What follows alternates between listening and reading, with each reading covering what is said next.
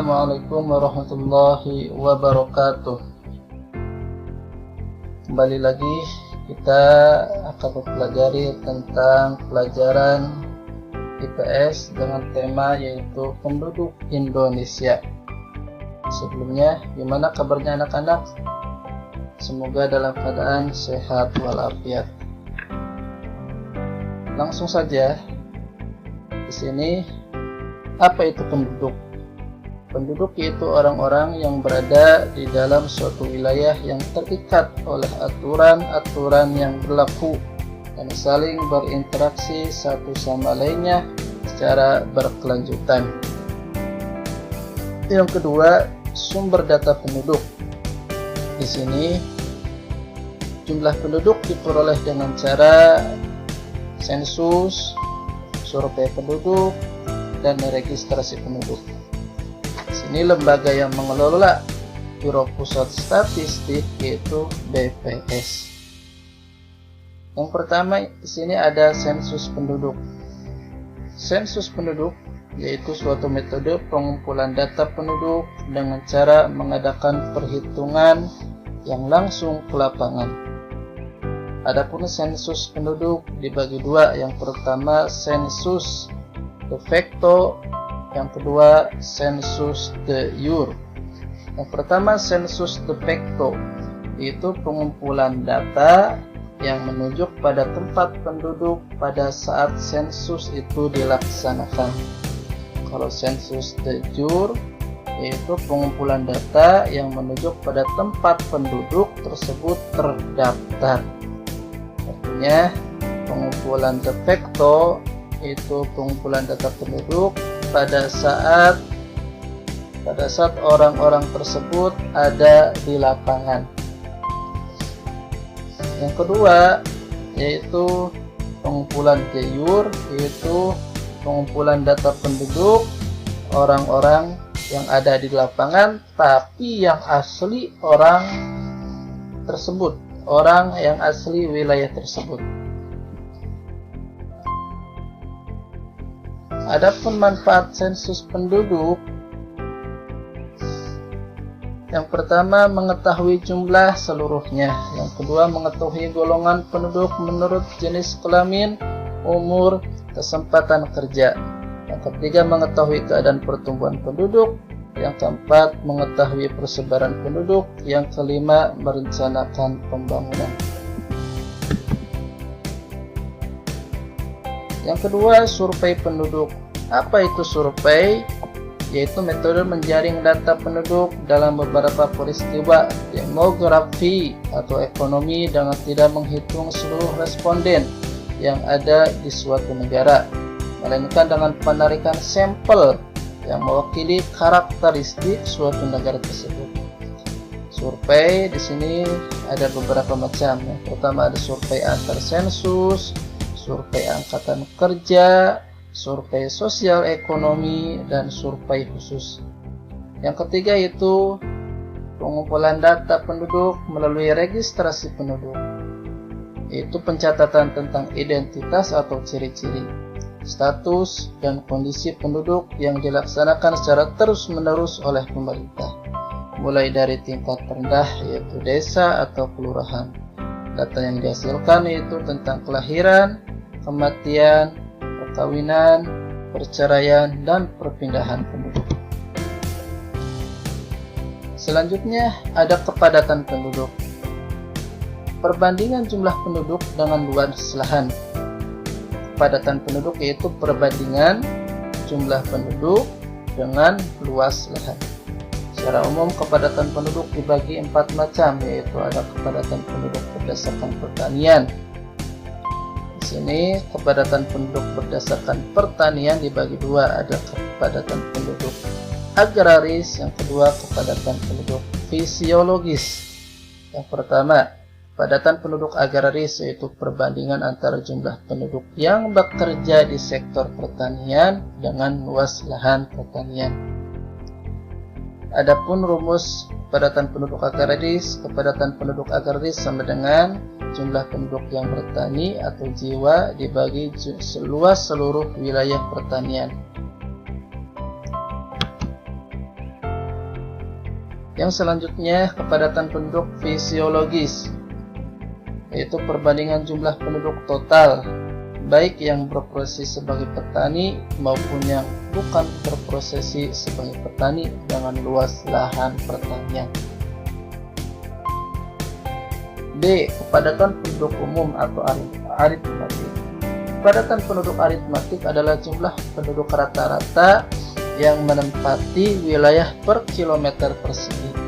Kepadatan penduduk aritmatik juga dikenal dengan istilah kepadatan penduduk secara umum.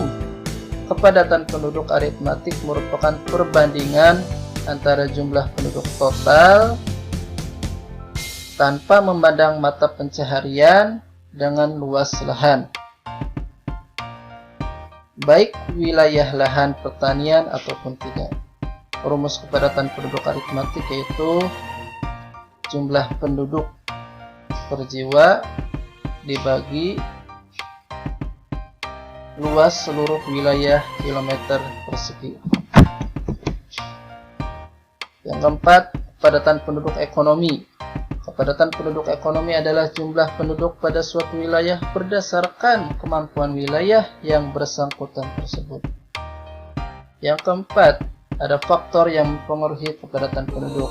Yang pertama ada faktor lingkungan, faktor historis, dan faktor sosio-kultural.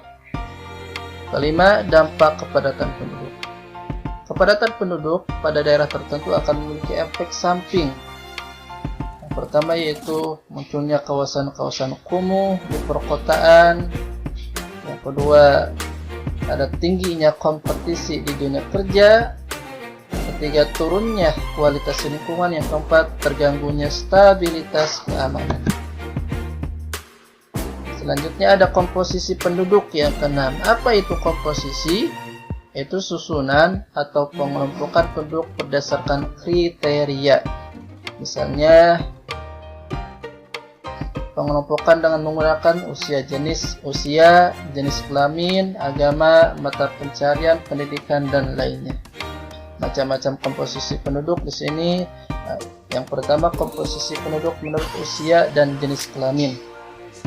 Cirinya, sistem pengelompokan digambarkan dalam grafik batang secara horizontal. Kedua, komposisi penduduk dengan menggunakan usia disebut juga sebagai struktur penduduk, meliputi struktur penduduk muda, kelompok penduduk dengan usia 15 tahun ke bawah di atas 35%, sedangkan usia 65 tahun ke atas sedikit, sekitar 3%-nya. Yang keempat, struktur penduduk tua, kebalikan dari struktur penduduk muda. Yang kedua, komposisi penduduk menurut angkatan kerja. Sini memiliki ciri-ciri penduduk yang bekerja. Yang kedua, penduduk yang memiliki pekerjaan tapi sementara tidak bekerja. Yang ketiga, penduduk yang secara aktif sedang mencari pekerjaan.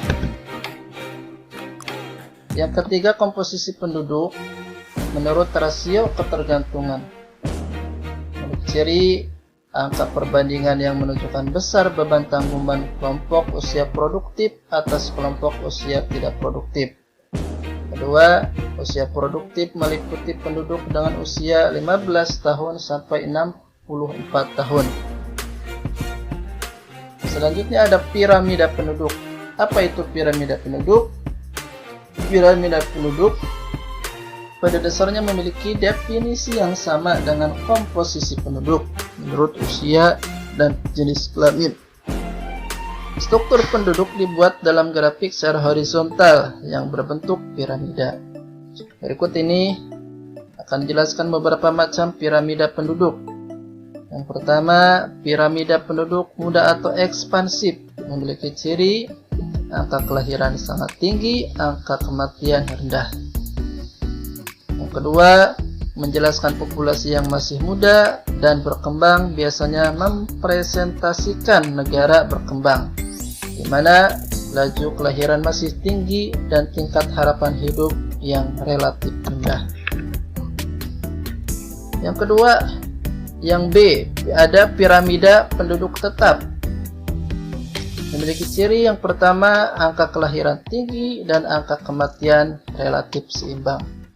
Menjelaskan populasi yang sudah tidak berkembang biasanya merepresentasikan negara maju di mana angka kelahiran rendah dan tingkat harapan hidup sangat tinggi. Contohnya negara-negara yang ada di Eropa Barat. Yang terakhir, yang C, piramida penduduk tua memiliki ciri angka kelahiran dan angka kematian yang rendah. Angka kelahiran menurun dengan cepat. Menjelaskan populasi yang tidak berkembang, namun apabila terus dapat menyebabkan kekurangan jumlah penduduk. Biasanya merepresentasikan negara dengan perkembangan tingkat sosial dan ekonomi yang tinggi atau negara maju. Yang keempat, menunjukkan penduduk kelompok usia muda lebih sedikit dibanding kelompok usia tua, contohnya negara Jepang dan Amerika Serikat. Baik anak-anak, cukup sekian pertemuan pada hari ini. Kita akhiri. Assalamualaikum wallahul muwaffiq ila aqwamit thoriq. Wassalamualaikum warahmatullahi wabarakatuh.